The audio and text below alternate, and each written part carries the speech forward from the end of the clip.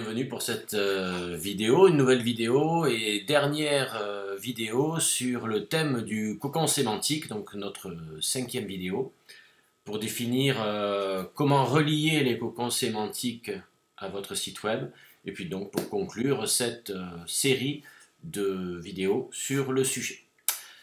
Donc on va peut-être revenir, comme d'habitude, dans cette série sur les dernières, enfin les 4 premières vidéos. Donc, rappel très rapide, toutes les vidéos sont disponibles sur www.abondance.com/vidéo, vidéo au singulier non accentué. L'adresse est rappelée à la fin de cette vidéo.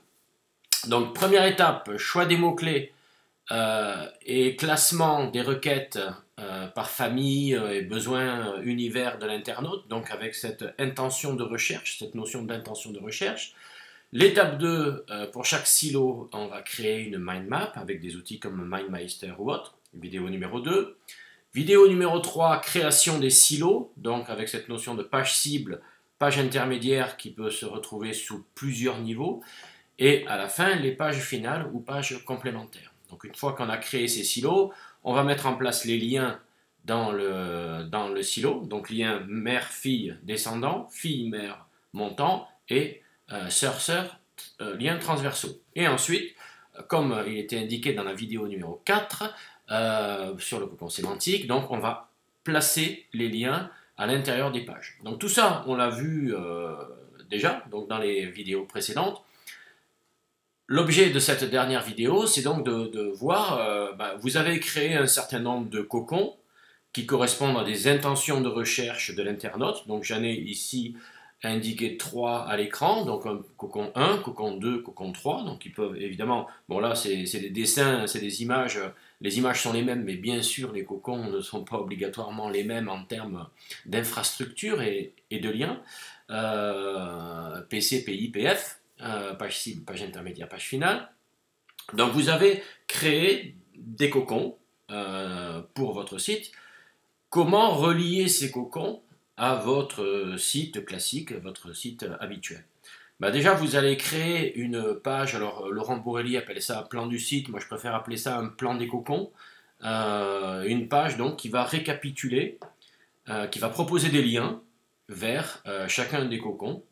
Donc, je ne sais pas, ça pourrait s'appeler quelque chose.html sur votre site, qui est un petit peu une page de hub finalement, avec des liens sémantisés, donc des liens avec du contexte à l'intérieur de paragraphes qui parlent de chacun des cocons. Donc lien vers premier cocon, lien vers deuxième cocon, lien vers troisième cocon. Et cette page de hub, cette page de plan des cocons, vous allez la relier à votre page d'accueil, soit dans le footer, soit dans la sidebar, soit dans le corps du texte. En tout cas, vous allez proposer un lien depuis la page d'accueil vers le hub, et depuis le hub, le moteur va indexer, le robot va venir sur cette page et va indexer chacun des cocons de façon individuelle. Voilà, c'est assez simple finalement, et assez logique et assez classique, mais enfin évidemment, il ne faut pas oublier cette partie, parce que sinon le moteur ne viendra jamais indexer vos cocons.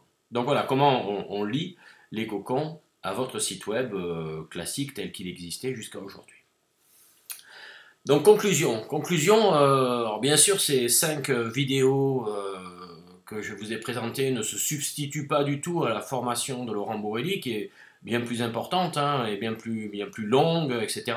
Avec beaucoup plus de conseils, de détails, etc. Alors j'ai pas de pourcentage sur les formations de Laurent, donc j'ai mis les URL là, donc n'hésitez pas, si vous voulez approfondir le sujet, n'hésitez pas à aller regarder tout ça. Le plus important finalement, c'est maintenant de faire votre propre travail, de faire vos propres expériences. Il y a certainement plein de choses encore à creuser dans le domaine des cocons sémantiques. Avant de dire ça marche ou ça marche pas, d'ailleurs, j'ai jamais dit dans les vidéos ça marche ou ça marche pas, c'est pas du tout le but des vidéos que je vous propose. L'idée c'est, vous êtes intéressé par le cocon sémantique, ok, appropriez-vous le concept.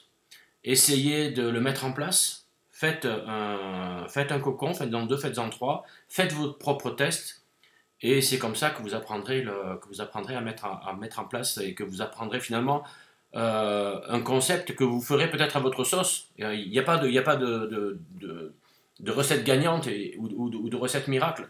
Je voulais vous parler, vous citer un extrait de ce livre, hein, Stratégie de contenu e-commerce, voilà, de F. Demange et Alexandra Martin. Merci aux deux auteurs de me l'avoir envoyé. Et justement, il y a une interview de Laurent Bourrelli dans ce livre, page 90.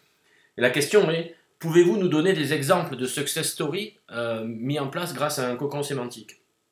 Et Laurent répond, non, je préfère ne pas donner d'exemple pour la simple et bonne raison que tout le monde essaie de déconstruire la stratégie à partir d'un exemple, alors que la vraie solution est de comprendre le système, de se l'approprier et de l'appliquer. Donc ce n'est pas en comprenant un exemple que l'on va comprendre le cocon sémantique. Donc le conseil qu'il donne, c'est faites un cocon sémantique, regardez les résultats, ce sera le meilleur exemple que vous pourrez avoir. Voilà, à lire dans cet excellent ouvrage, aux éditions Erol, bien sûr, un excellent éditeur, vu que c'est le mien aussi. Donc voilà, faites votre propre expérience, mettez-le en place, et comme en SEO, hein, comme toujours en SEO, c'est au travers des tests et au travers de sa propre expérience qu'on apprend et qu'on avance. Voilà, bah écoutez, je vous dis merci pour avoir regardé toutes ces vidéos. Je vous rappelle que c'est la 53e vidéo Abondance, donc il y a de quoi faire sur le site Abondance. Et puis je vous dis à très bientôt pour une nouvelle vidéo. Merci, au revoir.